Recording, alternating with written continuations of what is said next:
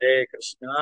ஸ்ரீமத் பாகவதம் முதலாம் ஸ்கந்தம் 15வது அத்தியாயம் பாண்டவர்களின் துறவு. அதில் இன்னைக்கு படிக்கிற பதம் 40 முதல் 44 வரை. விஸ்ருஜ்ய தத்ர தத் சர்வம் துகூல வலயாதிகம் நிர்மமோ நிரங்காரக சன்னி சன்சின்னாக்ஷேஷபந்தனா. மொழிபெயர்ப்பு தெய்வ திரு அபே சரணாரவிந்த பக்தி வேதாந்த சுவாமி ஸ்ரீல பிரபுபா ஜெய் ஸ்ரீல பிரபுபா.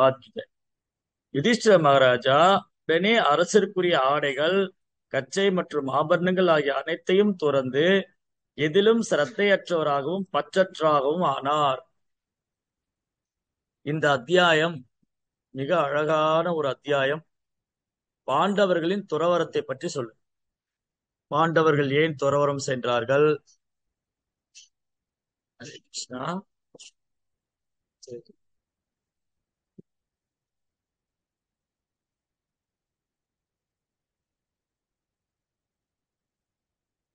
Okay. So, பாண்டவர்கள் ஏன் துறவரம் சென்றார்கள்? அதிலிருந்து நாம் அறிந்து கொள்ளக்கூடிய பாடம் என்ன? மிக அழகான ஸ்லோகங்கள். யுதிஷ்டிர மகாராஜா மகாபாரத யுத்தத்துக்கு பிறகு அஸ்தினாபுரத்து அரியாசனத்தில் அமர்த்தி வைக்கப்பட்டார். மகாபாரதம் எல்லாம் முடிச்சு யுதிஷ்டர் இந்த உலகத்துக்கே சக்கரவர்த்தி, பூகோளத்துக்கே சக்கரவர்த்தி ஆனார். சக்கரவர்த்தினா இந்தியாவுக்கு மட்டும் இல்ல.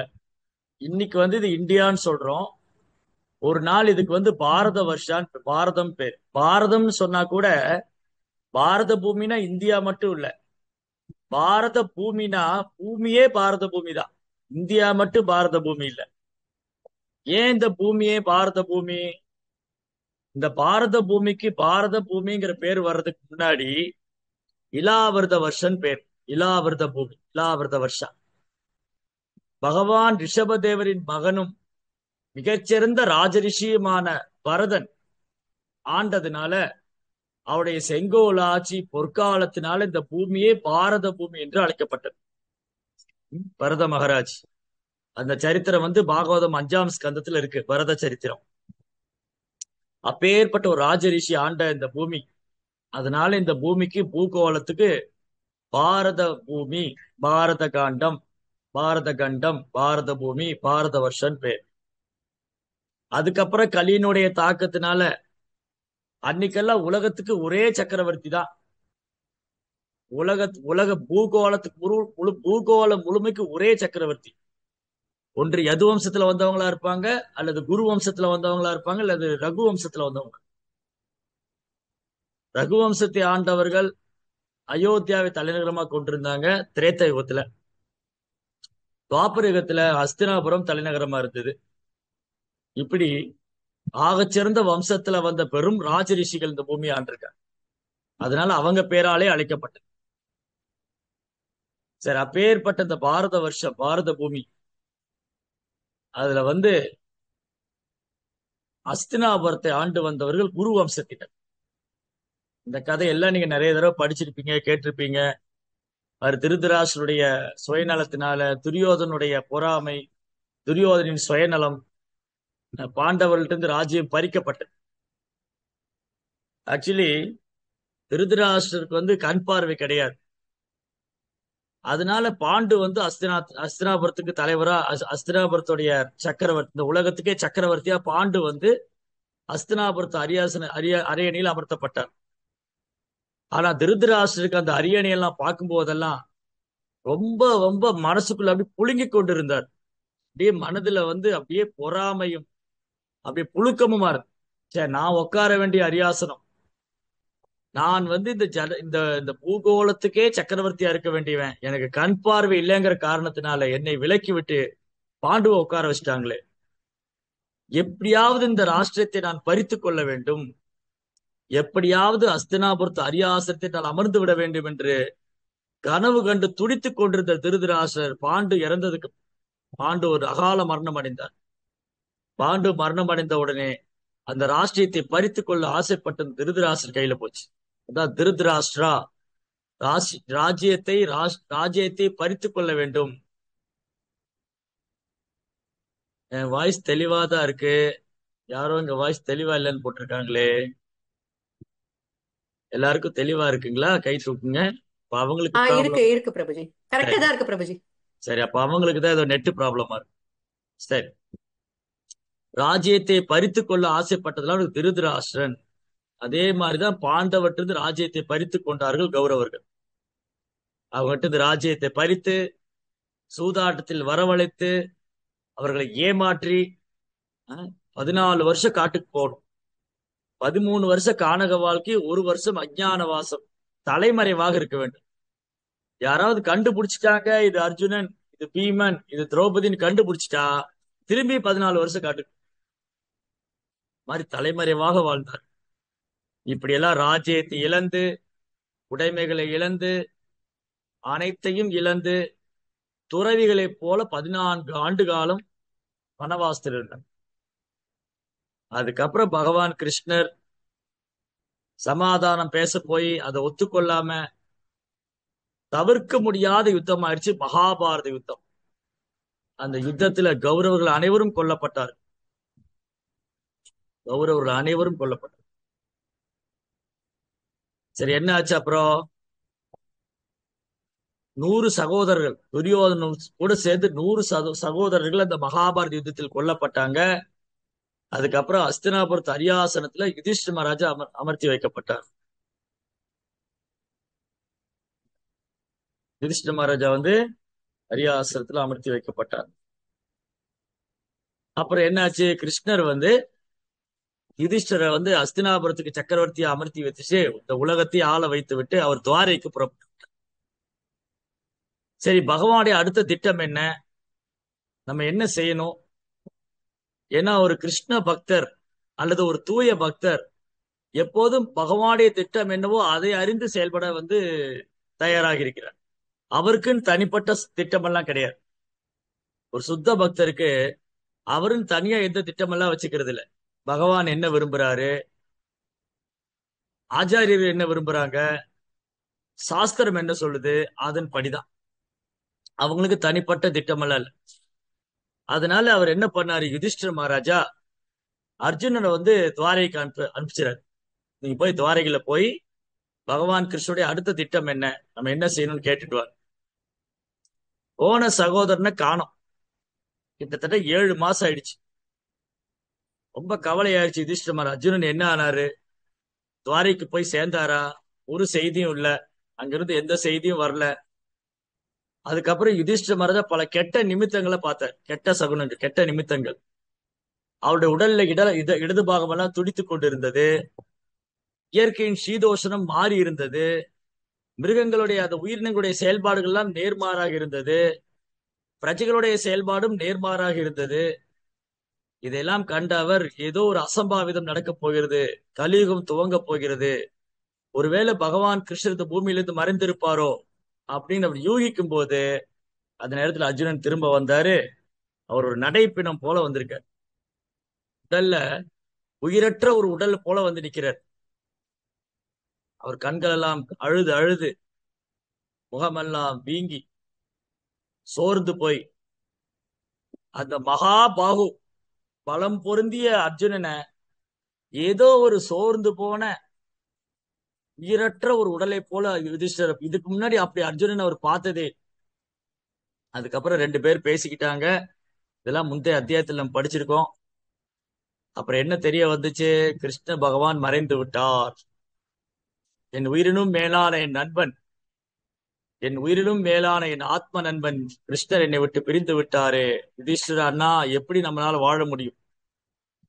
நீரின்றி எவ்வாறு ஒரு மீனால் உயிர் வாழ முடியாதோ, நீரின்றி எவ்வாறு ஒரு மீனால் உயிர் வாழ முடியாதோ, அது போல பகவான் இல்லாம ஒரு தூய பக்தரால் வாழ முடியாது. அர்ஜுனன் அழுதுட்டே இருக்கார். அர்ஜுனன் அழுது அழுது அவங்க வாழ்க்கையில பகவான் என்னெல்லாம் அவர்கிட்ட அன்பு பரிமாற்றம் செஞ்சாங்க, எந்த மாதிரி ஆபத்துல இருந்தெல்லாம் அவங்களை காப்பாத்துனாங்க, எல்லாம் நினைத்து நினைத்து பாக்குறார். அவர் எனக்கு சொன்ன பகவத்கீதையும் நினைச்சு பார்த்துட்டு, அர்ஜுனன் இந்த நினைவோடு நான் அந்த உடலை விட போறேன், என்னால இங்க பகவான் இல்லாம இருக்க முடியாது. அதே போல யுதிஷ்டரும் அதே பிரிவை உணர்ந்தார். யுதிஷ்டர் மகாராஜா, ஓ பகவான் கிருஷ்ணர் இந்த பூமி விட்டு மறைந்து விட்டார், நமக்கு என்ன இங்க வேலை? பகவானே லீலை முடிச்சு போயிட்டாருன்னா நாம ஏன் இங்க இருக்கணும்? அதனால தனது பேர குழந்தையான பரீட்சித்து, யுதிஷ்டருடைய பேர குழந்தை பரீட்சித், கிருஷ்ணாவுடைய கொள்ளு பேர வஜ்ரநாபன், இவங்க 2 பேர்கிட்ட தேசத்தை பிரித்து கொடுத்து விட்டு யுதிஷ்ட மகாராஜா துறவரம் செல்கிறார். பாருங்க, ஒரு பக்தருடைய சிறப்பான குணம் என்னன்னா, ஆரம்பத்திலிருந்தே கஷ்டப்பட்ட வாழ்க்கை. சிறு வயதிலேயே தந்தையை இழந்து, சிங்கிள் பேரண்ட், ஒரே ஒரு தாய், தந்தையும் இல்லை. அந்த தாயானவள் இந்த குழந்தையை வளர்க்க பெரும் சிரமத்துக்கு ஆளாகி, பல அபாயகரமான உயிருக்கே ஆபத்தான கட்டங்கள் எல்லாம் கடந்து, அப்புறம் ஒரு வழியா இந்த குழந்தைகளை வளர்த்து ஆளாக்கி, அதுக்கப்புறம் அஸ்தினாபுரத்து அரியாசனத்துல உட்கார வச்சு, அங்க அவர்கள்லாம் சூழ்ச்சி செஞ்சு, இவங்களை கொல்ல முயற்சி செஞ்சு, பல விதங்கள் இவங்களை கொல்ல முயற்சி பண்ணி, பல்வேறு சூழ்ச்சிகள் செய்யப்பட்டு கடைசியில காட்டுக்கு விரட்டி அடிக்கப்பட்டார். இப்படியெல்லாம் நடந்து வாழ்க்கையில எந்த ஒரு பௌதிக சுகத்தையும் அனுபவிச்சதே இல்லை. அப்பேற்பட்ட அந்த ஆத்மாக்களுக்கு பகவான் ராஜ்யத்தை திரும்ப கொடுத்தார். அதுல சிறப்பு என்னன்னா, யுதிஷ்டிர மகாராஜாவுக்கு அந்த ராஜ்யத்து மேல பற்றுதலே ஏற்படல. யோசிச்சு பாருங்க, நம்ம மட்டும் யுதிஷ்டிர மகாராஜா இடத்துல இருந்தா, யுதிஷ்டிர மகாராஜரை தர்மரை எடுத்து அப்படியே ஓரமா வச்சுட்டு நம்மள அந்த இடத்துல பொருத்திப்பான். நம்மளை பொருத்தி பார்த்தா கிருஷ்ணர் நமக்கு முழு முதற் கடவுளா அப்பதான் தெரிவார். ஏன்?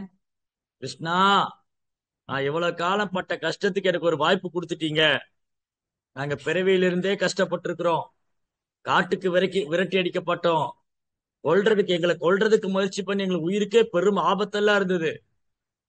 அதெல்லாம் கூட எங்களுக்கு இப்ப என்ன சந்தோஷம்னா, எங்க ராஜ்யத்தை நீங்க மீட்ட கொடுத்துட்டீங்க அப்படின்னு நம்ம அப்படியே செட்டில் ஆயிரும். கிடைச்சது ராஜ்யம் அப்படின்னு நம்ம செட்டில் ஆயிரும். இனியாவது கொஞ்சம் சந்தோஷமா வாழலாம், இனியாவது கொஞ்சம் ஆடம்பரமா வாழலாம், இனியாவது இந்த அரச போக வாழ்க்கை, ராஜ போக வாழ்க்கையை அனுபவிக்கலாம் அப்படின்னு நம்ம திட்டம் போடும். நம்முடைய திட்டமெல்லாம் அப்படிதான் இருக்கு. எப்படி இந்த ஜட உலகத்தை அனுபவிக்கிறது, எப்படி ஆடம்பரமா வாழ்றது, எப்படி இந்த வசதிகளை நம்ம பெருக்கிக் கொள்வது, எப்படி நம்ம ராஜ்யத்தை தக்க வைப்பது, எப்படி ராஜ்யத்தை விஸ்தாரம் செய்வது, இந்த மாதிரி திட்டம் போடும். ஆனா யுதிஷ்ட மகாராஜா என்ன திட்டம் போட்டாரு? பகவானே இந்த பூமி விட்டு போயிட்டாரு, அப்புறம் எனக்கு எதுக்கு இந்த ராஜ்யம் எல்லாம்? அப்போ அவரு ஆரம்பத்திலிருந்தே பாண்டவர்கள் ஆரம்பத்திலிருந்தே ஜட உலக வாழ்க்கையில பற்றற்றவர்களாகவும், பௌதியத்தில் ஆர்வமற்றவர்களாகவும், பேராசை சுயநலமற்றவர்களாகவும் இருந்தார்கள். காரணம், அவங்க பகவான் கிருஷ்ணர் மேல அதீத அன்பு கொண்டிருந்தார். பகவானிடத்துல உன்னதமான அன்பு கொண்டிருந்தார். அந்த பகவான் மேல பற்றுதல் இருந்ததுனால யுதிஷ்ட மகாராஜாவுக்கும் பாண்டவர்களுக்கும் பகவானிடத்துல பற்றுதல் இருந்ததுனால இந்த உலக விஷயங்கள், புலன்ப வாழ்க்கை, ராஜ்யம், செல்வம், அரச பதவி, பெயர், புகழ், இது எதுவுமே அவங்களுக்கு கவரல. பாருங்களேன், கிருஷ்ணர் மறைஞ்சிட்டான்னு கேள்விப்பட்ட உடனே ராஜ உடைகளை களைந்து, ஆபரணங்களையும் களைந்து, எல்லாத்தையும் விட்டுட்டு எதிலையும் பற்றற்றவராக, எந்த விஷயத்திலும் ஈடுபாடு இல்லாத அப்படியே ஒரு ஒரு ஜடம் போல அவர் அரண்மனை விட்டு வெளியேறார். அஸ்தினாபுரத்தை விட்டு வெளியேறி அவர் வடக்கு திசை நோக்கி போறார். யுதிஷ்டிர மகாராஜ் என்ன பண்ணாரு? அஸ்தினாபுரத்தை விட்டு வெளியேறி வடக்கு திசையை நோக்கி போறார். சோ பொருளுரையில புரோப்பா ரொம்ப அழகா சொல்லியிருக்காரு. பகவானின் சகாக்களில் ஒருவராவதற்கு நம்ம எல்லாரும் பகவானுடைய சகாக்கள் ஒருவராகணும், அல்லது இந்த பௌதிக உலகத்தை விட்டு போகணும், பகவானுடைய உலகத்துக்கு போகணும்னா நம்ம எல்லாரும் பௌதிக கலங்கத்திலிருந்து விடுபடணும். பௌதிக கலங்கங்கள் என்னது? பௌதிக கலங்கம் அப்படின்னா நான், எனது, என்னுடையதுங்கிற பொய்யகங்காரம், அமகாரம், பௌதிக பற்றுதல், இதுல இருந்து வெளியில வரும். இந்த தூய்மை இல்லாமல் யாராலும் பகவானின் சகாவாக மாறவோ அல்லது பரமபதத்தை அடையவோ முடியாது. நம்ம எல்லாருக்கும் தெரியும், இந்த உலகத்துல நம்ம கஷ்டப்பட்டுக்கிட்டு இருக்கிறோம். இந்த உடல் எடுத்து கஷ்டப்படுறோம், மனதினால துன்பம், இயற்கையினால துன்பம், மற்ற ஜீவராசி துக்க ஆலயம் தான் இந்த ஜட உலகம்.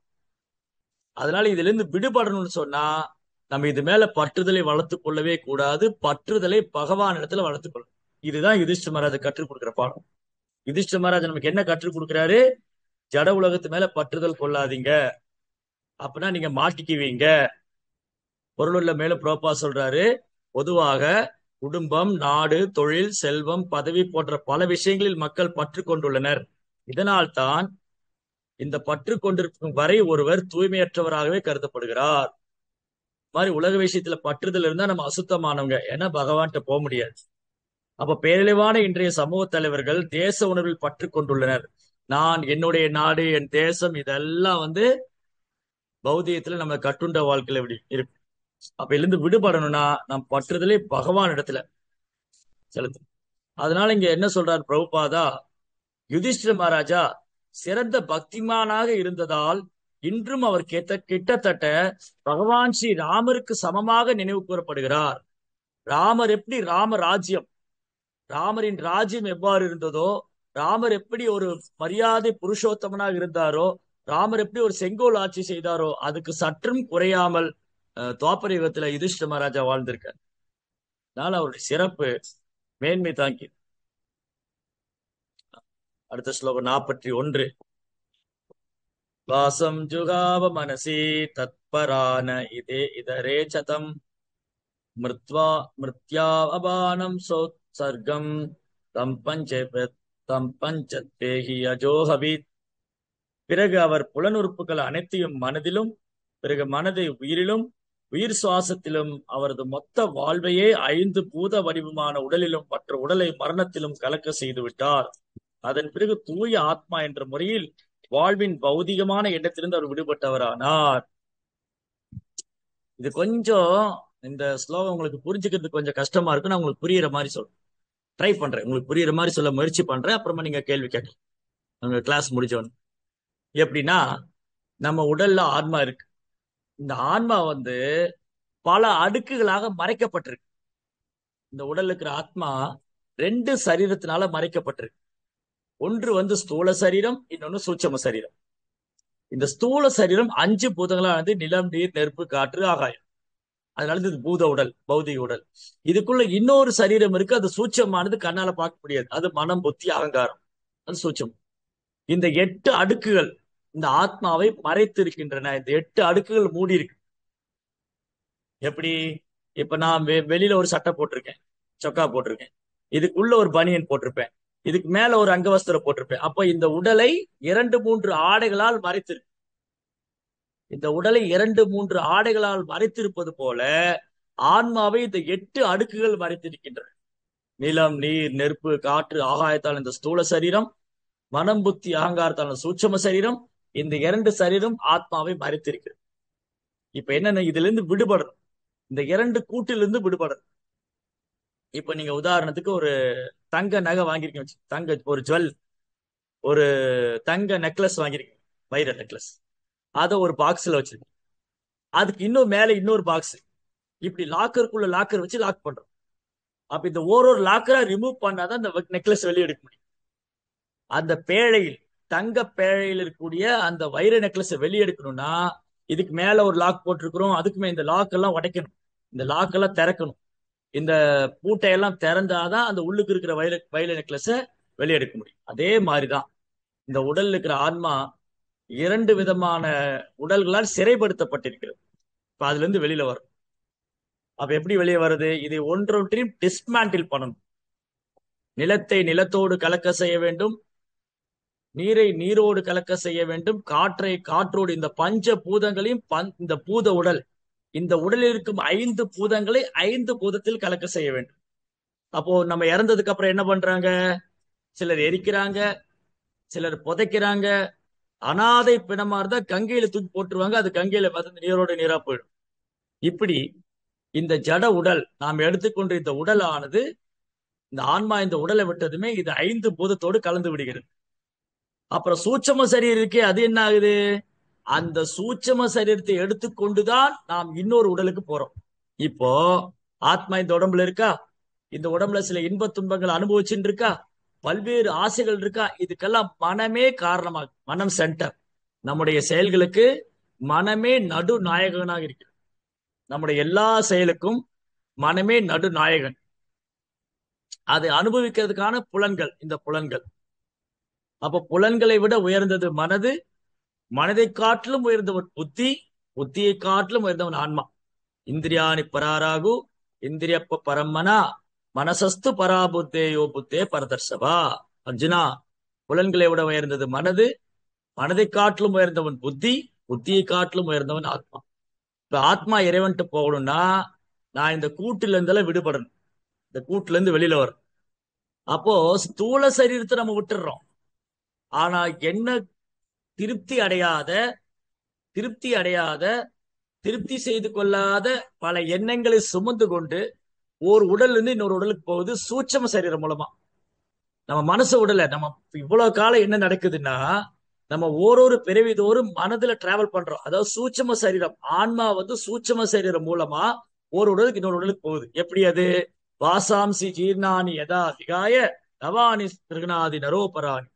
காற்று எவ்வாறு வாசனையை சுமந்து ஒரு உடலிருந்து இன்னொரு ஒரு ஒரு இடத்துல இருந்து இன்னொரு இடத்துக்கு போகுது, காற்று எவ்வாறு வாசனையை சுமந்து ஒரு இடத்திலிருந்து இன்னொரு இடத்துக்கு போகுதோ அதே போல ஆத்மா தன் பூர்த்தி அடையாத ஆசைகளை சுமந்து கொண்டு ஒரு உடல் இருந்து இன்னொரு உடலுக்கு போறார். இப்படி நினைவு கெட்டாத காலத்திலிருந்தே நமது ஆசைகளை பூர்த்தி செய்து கொள்வதற்காக உடல்கள் மாறிக்கிட்டே இருக்கிறோம். இது மாதிரி இந்த ஆசைகள் பூஜ்ஜியமாகிற வரைக்கும் நம்ம பல சரீரம் மாறிக்கிட்டே இருக்கும். ஆனா ஆசையை துறக்க முடியாது. நம்ம ஒரு ஜட வஸ்து அல்ல. நம்ம ஒரு ஒரு இரும்போ செவரோ கல்லோ மண்ணோ இல்ல. நாம் உயிர் வாழிகள். உயிர் வாழிக்கு ஆசை உண்டு. அந்த ஆசை எப்படி கிருஷ்ண பக்தியா மாத்துறது, கிருஷ்ண உணர்வாக மாற்றுவது, கிருஷ்ணரை திருப்திப்படுத்துவது, அதுதான் கலை, ஆர்ட். அப்ப அந்த கலையை நாம் தெரிந்து கொண்டால் அதுவே கிருஷ்ண உணர்வு என்று அழைக்கப்படுகிறது. கிருஷ்ண உணர்வில் நாம் செயலாற்றும் போது எனக்காக நான் செயலாற்றவில்லை, நான் கிருஷ்ணருக்காக செயலாற்றுகிறேன் என்ற தளத்தில் நாம் செயலாற்றும் போது நம்ம அதுல இருந்து விடுபட்டு. அப்போ மனம் பகவானை நினைத்துக் கொண்டிருக்க வேண்டும், புத்தி பகவானுக்காக செயல்பட வேண்டும், அகங்காரம் நான் பகவானுடைய சேவகன் என்று நாம் நினைவில் கொள்ள வேண்டும். யுதிஷ்டிர மகாராஜ் என்ன பண்ணாரு?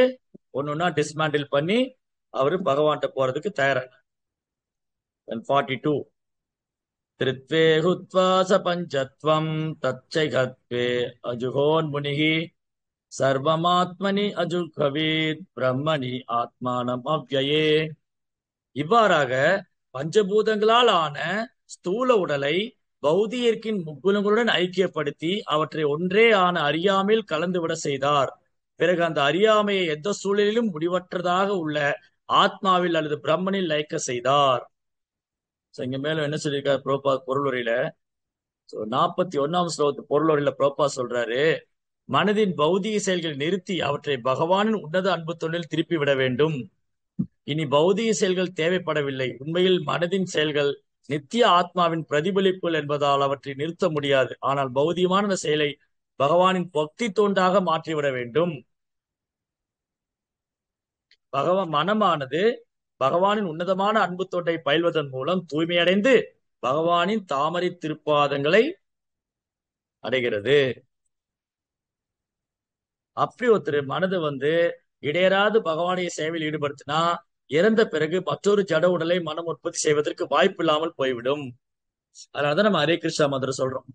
ஹரே கிருஷ்ணா கிருஷ்ண கிருஷ்ணா ஹரே ஹரே, ஹரே ராம ராம ராம ஹரே ஹரே. தொடர்ந்து நாம உச்சரிக்கிறது மூலமா இந்த மனதை கிருஷ்ணர்ல மனதுல கிருஷ்ணரை நினைத்து நினைத்து நாமம் செய்து செய்து நாம ஜபம் செய்து நம் ஸ்மரணத்தை பகவான் மேல் நிறுத்தணும். அதான் ஸ்ரவன் கீர்த்தன் விஷ்ணு ஸ்மரணம். முதல்ல ஸ்ரவணம், பகவானை பற்றி கேட்கணும். அப்புறம் பகவானுடைய நாமத்தை உச்சரிக்கணும். அப்பதான் பகவான் மேல மனதை நிறுத்த முடியும்.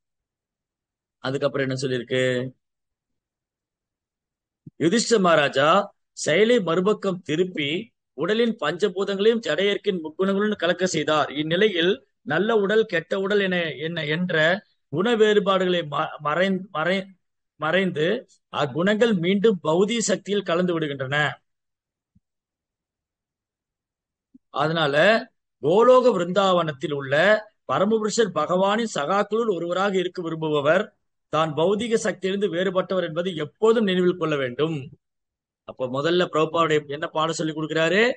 எப்பவுமே நான் இந்த உடல் அல்ல ஆத்மா அப்படின்னு நினைவு வச்சு, நான் இந்த உடல் அல்ல ஆத்மா, நித்தியமானவன், அழிவற்றவன், இது ஞாபகம் வச்சுக்கணும். இந்த ஒரு பௌதிக சக்திக்கும் அவருக்கும் எவ்வித சம்பந்தம் இல்லை. மேலும் குணத்தின் அடிப்படையில் தான் பரபிரம்மனுக்கு சமமான தூய ஆத்மா என்பதை, பிரம்மன் என்பதை அவர் உணர வேண்டும். யுதிஷ்டிர மகாராஜா தமது ராஜ்யத்தை பரிசித் மகாராஜாவுக்கும் வஜ்ரநாபனுக்கும் பகிர்ந்து கொடுத்த பிறகு தம்மை ஒரு உலக பேரரசர் என்றோ குருவம்ச தலைவர் என்றோ நினைக்கவில்லை. அவர் எப்படி தன்னை தவற அடையாளப்படுத்திக்கல. நான் குரு வம்சத்தை சேர்ந்தவன், நான் இந்த உலகத்தோட சக்கரவர்த்தி, நான் எப்படி இதை விட்டு போவேன், இதை விட மாட்டேன், என் ராஜ்யத்தை விட மாட்டேன், என் குடும்பத்தை விட மாட்டேன், என் நாட்டை விட மாட்டேன்னு பிடிச்சுக்கிட்டே இருக்கல. அவர் என்ன பண்ணாரு, மெல்ல மெல்ல எல்லாத்தையும் பகிர்ந்து கொடுத்துட்டு எதிரோடு தன்னை அடையாளப்படுத்திக்கல. நான் இந்த உடம்பு கிடையாது, நான் குரு வம்சத்தை சேர்ந்தவன் கிடையாது, நான் இந்த அரியாசனத்துல மன்னன் கிடையாது, நான் இந்த உடல் எல்லாம் ஆத்மா. எப்போ நான் இந்த உடல் எல்லாம் ஆத்மாங்கிற தளத்துல உறுதியா இருக்கிறோமோ அப்ப ஏதுவோடு நமக்கு சம்மதம் இல்லை. ஆனா எப்ப நம்ம இந்த உடலோட அடையாளப்படுத்திக்கிறோமோ அப்ப நான் இந்த நாட்டினுடைய தலைவன், இந்த ராஜ்யம் என்னோட இது ஏன் குடும்பம், ஏன் மனைவி எல்லாம் இந்த பௌதிக உலகிலே இருந்த போதிலும் அதன் ஸ்தூல மற்றும் சூட்சமான சூழ்நிலையிலிருந்து விடுபட்டிருக்கிறோம் என்ற உணர்வு ஒருவரை பகவானின் தொண்டில் சுதந்திரமாக ஈடுபட செய்கிறது. இதுவே ஜீவன் முக்தி நிலை. நம்ம இந்த உலகத்துல வாழும் போதே கிருஷ்ண பக்தி பண்ணிட்டே இருந்தோம்னா வாழும் போதே முக்தி பெற்ற ஆத்மான்னு சொல்றார் ரூப கோஸ்வாமி, நம்முடைய பூர்வாச்சாரி ஒருவர். இகாயஸ்ய ஹரேதாச கர்மனா மனசா கிரியா இகிலட்சவஸ்தானோ ஜீவன் முக்தச உச்சதே. நம்ம கிருஷ்ணருக்கு பக்தி சேவை பண்ணிட்டு இருந்தா வாழும் போதே முக்தி பெற்றவராயிரும். அடுத்தது 43வது பதம். சீரவாசா நிராஹாரோ பக்தவான் முக்த மூர்ச்சதா தர்ஷயன் ஆத்மனோ ரூபம் ஜடோன்மத்த பிசாசவத் அனவேக்ஷமானோ நிரகாத் அஸ்ருன்வன் பதிரோத்யதா. அதன் பிறகு யுதிஷ்டிர மகாராஜா கிழிந்த ஆடைகளை அணிந்து கெட்டியான உணவுகளை கைவிட்டு விட்டு தலைவிரி கோலத்துடன் பேசுவதை நிறுத்தி கொண்டார். இவை அனைத்தும் சேர்ந்து அவரை ஒரு வேலையற்ற துஷ்டனை போல அல்லது பித்தனை போல காட்சியளிக்க செய்தது. அவரது சகோதரர்களின் தயவை அவர் நம்பியிருக்கவில்லை, மேலும் ஒரு செவிடனை போல அவர் எதையும் கேட்கவும் இல்லை. சரிங்களா? யுதிஷ்டிர மகாராஜா எப்ப இந்த உலக வாழ்க்கையை துறக்கணும்னு முடிவு பண்ணிட்டாரோ அப்பவே ஒரு செவிடனை போல ஆயிட்டார். எந்த விஷயம் காதுக்குள்ள போவே இல்லை. தம்பிகள் என்ன சொல்ல போறாங்க, சமுதாயம் என்ன சொல்ல போகுது, இந்த மக்கள் என்ன பேசுவாங்க, எதை பத்தி கவலைப்பட. அவர் இந்த ராஜ உடையெல்லாம் கலைந்து தொட்டிமர் அந்த ராஜ உடையெல்லாம் கலைந்து அதுக்கப்புறம் ஆபரணங்களை கலைந்து தன்னுடைய அடையாளம், தன்னுடைய ராஜபுத்திரன் அல்லது ராஜவம்சத்தை சேர்ந்தவன், அஸ்தினாபுரத்து அரியாசனத்தின் தலைவன்கிற எல்லா அடையாளத்தையும் கலைந்து விட்டு ஒரு பித்தனை போல, ஒரு பைத்தியக்காரனை போல, ஒரு ஜடம் போல அப்படியே தன் உடலை என்ன பண்ணிக்கிட்டாரு, சாதாரண ஒரு கிழிந்த வஸ்திரங்களை எடுத்து போட்டுக்கிட்டாரு.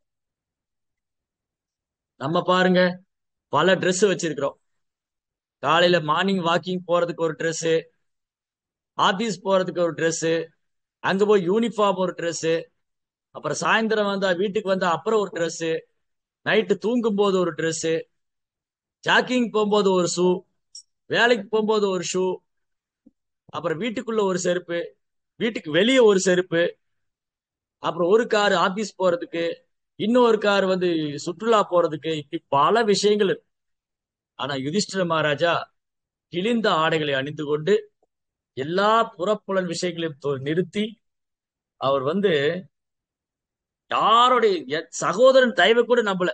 சோ நான் தனியா போறேனே, இவங்க எல்லாம் கூட வந்தா நல்லா இருக்கும், இவங்க கூட ஒரு கம்பெனியா போலாமா, இல்ல இவங்க என்ன நினைக்க ஏதா பாத்தீங்க. அவர் பாட்டுக்கு போய்கிட்டே இருக்கிறார். ராஜ்யத்தை துறந்து கிழிந்த வஸ்திரங்களை போட்டுக்கொண்டு கெட்டியான உணவை சாப்பிடுவதை நிறுத்தி விட்டார். பாருங்க, நம்ம நல்ல உணவு சாப்பிட்டோம்னு வச்சுக்கீங்களேன், உடம்பு நல்லா வண்ணம் வைக்க ஆரம்பிச்சிடும், உடம்பு எடை போட ஆரம்பிச்சிடும். அதே நீர் ஆகாரம், பழங்கள், நீர் ஆகாரம் சாப்பிட்டா உடல் அவ்வளவா எடை கூடாது. யுதிஷ்டிர துறவியாக முடிவு செஞ்ச உடனே அவர் கெட்டியான உணவுகளை தவிர்த்து விட்டு அப்ப நீராகாரத்தை மட்டும் பருக ஆரம்பிச்சிட்டார். இதெல்லாம் ஒரு தன்னை உணர்ந்த ஆத்மாவுக்கே சாத்தியம். சரி, நம்ம அவ்வளவெல்லாம் போக வேண்டாம், அதெல்லாம் நம்மளால பண்ண முடியாது. அப்ப நம்ம என்ன பண்ணலாம், எவ்வளவுக்கு எவ்வளவு எளிமையாக வாழ முடியும். ரோபார் நமக்கு சொல்லி கொடுத்தது எளிமையான வாழ்க்கை, உயர்வான சிந்தனை. எவ்வளவுக்கு எவ்வளவு எளிமையா வாழலாம், எவ்வளவுக்கு கிருஷ்ணருக்கு சேவை பண்ணலாம், நல்ல உணவுகளை தயார் செய்து பகவானுக்கு நிவேதனம் செய்து இந்த பிரசாதத்தை மட்டும் சாப்பிடலாம். இந்த மாதிரி பிரபுபாதர் நமக்கு என்ன சொல்லி கொடுத்திருக்காரோ அதை ஃபாலோ பண்ண போறோம். யுதிஷ்டர் மாதிரி நம்மளால துறவரம் செல்வது சாத்தியம் இல்லை. அந்த அளவுக்கு நம்ம பக்குவமான பக்தர்களும் அல்ல. அதனால நமது ஆச்சாரியர் பிரபுபாதர் நமக்கு என்னெல்லாம் சொல்லி கொடுத்திருக்காரு. ஏகாதசி விரதம் இருப்பது, பகவான் அவதரித்த நாட்களில் விரதம் இருப்பது, அப்புறம் எளிமையாக வாழ்வது, கூடுமான நேரம் கிருஷ்ண உணர்வில் செயலாற்றுவது, எதை செய்தாலும் கிருஷ்ணருக்காக செய்வது, எதை கொடுத்தாலும் கிருஷ்ணருக்காக கொடுப்பது, இப்படி எல்லாமே தபங்களையும் பிரதங்களையும் கிருஷ்ணருக்காக செய்து கிருஷ்ண உணர்வில் வாழ்ந்து நாம் எந்த இடத்துல இருந்தாலும் நம்ம பகவான் திரும்ப போயிடலாம். சரி, அடுத்து 44வது. உதீஷிம் பிரவேசாசாம் கத பூர்வாம் மகாத்மபிஹி கிருதி பிரம்ம பரம் யாயன் நாவர்த்தேத யதோ கதஹ.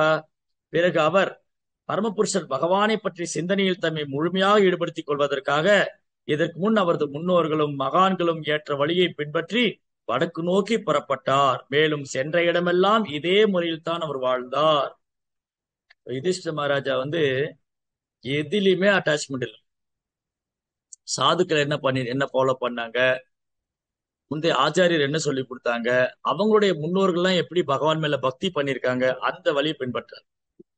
எந்த அரசரும் மரியாதைக்குரிய நபர்களும் சாகும் வரை குடும்ப வாழ்வை தொடர மாட்டார்கள். அதாவது வேத காலத்துல ராஜரிஷிகள்லாம் வாழ்ந்திருக்காங்க. அவங்க சாகர வரைக்கும் அரியாசனத்துல உட்காரல. எப்ப அவன் பையன் வயது வயது வந்த பருவம் அடைந்து விடுகிறானோ அப்ப ராஜ்யத்தை அவன்கிட்ட கொடுத்துட்டு இவங்க காட்டுக்கு போயிடுவாங்க. சோ என்ன பண்ற, ராஜவம்சத்துல என்ன பண்ணுவாங்க, முன்னெல்லாம் வேத காலத்துல ராஜவம்சத்துல என்ன செய்வாங்கன்னா, குழந்தையா இருக்கும் போது ராஜகுமாரனை குருகுலுக்கு அமைச்சிருவாங்க. அந்த குருகுலத்துல போய் ஆன்மீக குருவுடைய தங்கி அவருக்கு சேவை செய்து தப வாழ்க்கைய, பிரம்மச்சரிய வாழ்க்கையினால தப வாழ்க்கை, இப்படி ஒரு 20-25 வயது வரை அந்த ராஜகுமாரன் தப வாழ்க்கை வாழ்ந்து அதுக்கப்புறம் அவன் கையில அரியாசனம் கொடுக்கப்படும். அந்த மாதிரி தப வாழ்க்கை வாழ்ந்த ஒருத்தன் கையில அரியாசனம் போச்சுன்னா அவனுக்கு பற்றுதல் இருக்கும். அது மேல பற்றுதல், அனுபவிக்கும் எண்ணம், ஆடம்பர வாழ்க்கை எதிலும் அவருக்கு நாட்டம் இருக்காது. இந்த ராஜ்யம் மக்களை பராமரிப்பதற்கு, பாதுகாப்பதற்கு, அவங்களை வழி நடத்துவதற்கு இதுக்கு சிறந்த ஒரு ஆன்மாவாக திகழ வேண்டும் அப்படிங்கிற நோக்கம் மட்டும்தான் இருக்கு. அப்பேற்பட்ட ஒரு ராஜன் ரிஷியாக இருப்பான், ராஜ ரிஷியாக. ஒரு தன்னை உணர்ந்த ஆத்மா, ஆத்மீக விஞ்ஞானம் அறிந்தவர் ராஜ ரிஷியாக நாடு ஆளும் போது அந்த நாட்டில் மக்கள் எல்லாம் ஆசீர்வதிக்கப்பட்டவர். ஏன்னா மன்னன் என்பவன் இறைவனின் பிரதிநிதியாக இருக்கிறார். யதா ராஜா ததா பிரஜா, மன்னன் எவ்வழியோ மக்களும் அவ்வழி. சரி, அப்ப யுதிஷ்டிர மகாராஜா எல்லாத்தையும் திறந்து காட்டுக்கு போயிட்டார். அதனால இங்க பிரபுபாதர் என்ன சொல்றாரு, எந்த அரசரும் மரியாதைக்குரிய நபர்களும் சாகும் வரை குடும்ப வாழ்க்கையை தொடர மாட்டார்கள். ஏனென்றால் அது தற்கொலைக்கு சமமானதாகும். உடலை விடுற வரைக்கும் குடும்பத்துல பற்றுதலை வச்சுக்கிட்டே இருக்கக்கூடாது அப்படிங்கிறத இதுல சூட்சமா சொல்றாங்க, நேரடியாவே சொல்லிட்டாங்க. ஏன்னா இந்த பற்றுதல் தான் நமக்கு அடுத்த பிறவி காரணமா அமையுது. நாம் எது மேல பற்றுதல் வைத்திருக்கிறோமோ அதுவே நமது அடுத்த பிறவிக்கும் அடுத்த உடலுக்கும் காரணமாக அமைந்து விடுகிறது. அதனால மெல்ல மெல்ல நம்ம பற்றுதலை பகவான் மேல திருப்பணும். சரி, ஒரு குறிப்பிட்ட வாழ்க்கை, சரி நான் குடும்ப வாழ்க்கையை ஏத்துக்கிட்டாச்சு. ஏன்னா இங்க இருக்கிறவங்க எல்லாருமே குடும்பஸ்தர்கள், நம்ம எல்லாரும் குடும்ப வாழ்க்கையை ஏத்துக்கிட்டோம். இப்ப என்ன பண்ணணும், நம்ம கடமைகள் எல்லாம் ஒன்றன் பின் ஒன்றாக முடித்து விட்டு பிள்ளைகள் பருவம் வந்த உடனே குடும்ப பொறுப்பு அவங்க கிட்ட விட்டுட்டு நம்ம அப்படியே மெல்ல வெளியே வந்துடும். தாமரை இலையில இருக்க தண்ணி மாதிரி. தாமரையில தண்ணி இருக்கான்னு ஒட்டுறதே கிடையாது. நீங்க எல்லாம் பார்த்திருப்பீங்க, தாமரை இலை மேல தண்ணி இருக்கு, மொட்டு மாதிரி நிற்கும், இந்த ஒட்டவும் செய்யாது. அதே மாதிரி அந்த அந்த தண்ணி நிரந்தரம் இல்லை. அந்த குளத்துல ஒரு அலை அடிச்சது, அந்த தண்ணி கீழே விழுந்துடும். அந்த மாதிரிதான் இந்த உலக வாழ்க்கை. இந்த உலக வாழ்க்கை தாமரை இலை தண்ணீர் போல இருக்க வேண்டும்னு சான்றோர்கள், ஆச்சாரியர்கள், பகவான் சொல்றார். அதுக்கப்புறம் வாழ்நாள் முழுவதும் பௌதிக செயல்களிலும் பௌதிக இன்பத்திலும் கழித்து விடுவது பெரும் முட்டாள்தனமாகும். நீங்க நிறைய பேர் இதான் பண்றாங்க. என்னங்க வாழ்க்கை இருக்கிற வரைக்கும் அனுபவிங்க, ஒரு நாள் செத்து போறோம், எல்லாம் அனுபவிச்சிருவோம் அப்படின்னு நினைச்சது முட்டாள்தனம். வாழ்நாள் முழுவதையும் பௌதிக செயல்களிலும் பௌதிக இன்பத்திலும் கழித்து விடக் கூடாது. அப்ப என்ன பண்ணணும், சரி நான் ஒரு உத்தியோகம் போனேன், ஒரு பொண்ணை கல்யாணம் பண்ணிட்டேன், குழந்தைகள் பெற்றுனேன், அப்புறம் அவங்கள படிக்க வச்சேன், என்னுடைய கடமை எல்லாம் ஒன்னொன்னா செஞ்சுட்டு வந்தேன். கூடவே நான் கிருஷ்ண பக்தி பண்ணிட்டு வந்தேன். இப்ப என் பிள்ளைங்க எல்லாம் வளர்ந்துட்டாங்க. பொண்ணு கல்யாணம் பண்ணி கொடுத்தாச்சு. பையனை ஒரு உத்தியோகத்துல உட்கார வச்சாச்சு. இனி அவங்க வாழ்க்கையை அவங்க பார்த்து இனியும் ஒரு வீட்டுல உட்காந்துட்டு நான் தான் பெரியவன், நான் சொன்னா யாரும் கேட்க மாட்டீங்களா, எனக்கு இங்க மரியாதையே இல்லையா, ஏன் நீ என்ன அவ கேட்க மாட்டேங்கிறா, இவன் கேட்க மாட்டேங்கிறா, இப்படியே பண்ணிட்டு இருந்தோம். வாழ்க்கை இப்படியே அதனால என்ன பண்ணணும், ஒரு குறிப்பிட்ட காலம் வந்த உடனே இந்த பாருப்பா உனக்கு கல்யாணம் பண்ணி, இந்த பாருமா உனக்கு கல்யாணம் பண்ணி வச்சாச்சு. உன் கணவரும் அவங்க குடும்பம் தான் உனக்கு எல்லாம். அதனால நாங்க கிடையாது. எப்ப உன்னை கல்யாணம் பண்ணி கொடுத்தனோம் அப்போ கன்னிகாதானம் செய்து விட்டேன். ஒரு பொண்ணை கல்யாணம் பண்ணி கொடுத்தாச்சுன்னா பிறந்த வீட்டுக்கும் அந்த பெண்ணுக்கும் உள்ள பந்தம் முடிந்தது. இனி அந்த பெண்ணுடைய பொறுப்பு புகுந்த வீடு. ஒரு பொண்ணை கல்யாணம் பண்ணி கொடுத்துட்டா அந்த புகுந்த வீட்டாருடைய பொறுப்பு, கணவனுடைய பொறுப்பு மனைவியை பார்த்துக் கொள்வது, மான்மியாருடைய பொறுப்பு தன் மருமகளை மகள் போல, மருமகள், அதுக்கு பேரே மருமகள் தான். இந்த மகள் எனக்கு இன்னொரு மகள், எனக்கு ஏற்கனவே ஒரு மக இருக்கா, இப்ப என் பையன் ஒருத்திய கல்யாணம் பண்ணி அவ எனக்கு இன்னொரு மக, அப்படி நடத்தணும். இதுதான் தர்மம். சரி, அப்புறம் இந்த பொண்ணு வீட்டார் என்ன பண்ணணும், இந்த மாதிரிமா உன்னை கல்யாணம் பண்ணி கொடுத்தாச்சு, இனி வந்து இன்பம் துன்பம் எதுவா இருந்தாலும் நீ சகித்து கொண்டு பொறுத்து கொண்டு ஒரு நல்ல பதிவிரதையாக இருந்து உன் கணவனுக்கு பணிவிடை செய்து நீ பகவான்கிட்ட திரும்ப போயிடும். அதனால உன் தர்மத்தை செவ்வனே செய், எது நடந்தாலும் பொறுத்துக்கொள், சகித்துக்கொள் என்று நாம் பயிற்சி கொடுத்திருக்க வேண்டும். ஆனா கலியுகத்துல இது ரொம்ப தவறுது. இந்த மாதிரி விஷயங்கள் யாருமே சொல்லி கொடுக்குறது. ஒரு காலத்துல இதெல்லாம் சொல்லி கொடுத்தாங்க. சின்ன சின்ன விஷயங்களுக்கு பொறுத்துக்கணும், சகிச்சுக்கணும், கோவப்படக்கூடாது, சண்டை போட்டுக்கூடாது, விட்டு கொடுக்குற மனப்பான்மை வேணும், ரொம்ப பணிவா இருக்கணும், எளிமையா இருக்கணும், எல்லார்ட்டையும் அன்பா பழகணும். இதெல்லாம் இன்னைக்கு யார் சொல்லி கொடுக்குறாங்க? எல்லாம் எப்படி பணம் சம்பாதிக்கிறது, எங்க வேலைக்கு போகலாம், எங்க செட்டில் ஆகலாம், எங்க வீடு வாங்கலாம், எங்க இடம் வாங்கலாம், அதுக்கப்புறம் இதெல்லாம் பண்ணிட்டு சண்டை போட்டுக்கிட்டு இதெல்லாம் பண்ணிட்டு சண்டை போட்டுக்குவாங்க. காரணம், கிருஷ்ண உணர்வற்ற சமுதாயம் சந்தோஷமா இருக்கவே முடியாது. இறை உணர்வற்ற சமுதாயம் நிம்மதியாக இருக்க முடியாது. அதனால இந்த பையன் பையன் வந்து குடும்ப பொறுப்பை ஏத்துக்கிற பருவம் வந்த உடனே அப்படியே அந்த பொறுப்பெல்லாம் அவங்க கிட்ட விட்டுட்டு நம்ம அப்படியே விலகணும். அப்படி விலகிட்டோம்னா நம்ம மீதி உள்ள நாட்களை பகவான் நினைக்கலாம். இல்ல, ஒரு பொண்ணு கூப்பிடுவா, எங்க பிரச்சனை, அங்க கூப்பிடுவா, இந்த பிரச்சனை, அந்த இப்படி பஞ்சாயத்திலேயே வாழ்க்கை போயிடும். யாராவது கூப்பிடுறாங்களா, பொண்ணு வந்து அழுறாளா, பொண்ணுகிட்ட சொல்லுங்க, இந்த ஒரே வழி என்னம்மா, நான் யாரு, நான் ஒரு சாதாரண ஜீவன், நான் உனக்கு என்ன உதவி செய்ய முடியும், நீ பகவான்கிட்ட பிரார்த்தனை பண்ணு, பகவான் நாமத்தை சொல்லு, அந்த பகவான் நினைச்சா உனக்கு உதவி செய்வார். அதனால நீ பக்தியை செய்து கொண்டே இரு, பகவான் உனக்கு அனுகிரகம் பண்ணுவார். ஹரே கிருஷ்ணா சொல்லு. ஆனா ஹரே கிருஷ்ணா வாழ்க்கையில சொல்லவே மாட்டாங்க. பல விஷயங்களை புலம்புவாங்க. அவங்க அப்படி, இவங்க இப்படி, மாமியார் அதை பண்ணா, மருமக இதை பண்ணா, நாத்தனார் அதை பண்ணா, இதெல்லாம் பேசுவாங்க. ஹரே கிருஷ்ணா சொன்னே அதுக்கு நேரமே இல்லை. அதுக்கு மட்டும் நேரமே இல்லை. அதை உட்காந்து கேட்டா நம்ம நேரமும் போயிடும். அதனால ஏதாவது சொல்ல வந்தா, இப்ப யுதிஷ்ட மகாராஜ் எப்படி இருந்தாரு, ஒரு செவிடனை போல இருந்தார். அவர் கடமை எல்லாம் முடிச்சுட்டு ஒரு செவிடனை போல உட்காந்துருக்காரு, எதுவும் காதுக்குள்ள வர.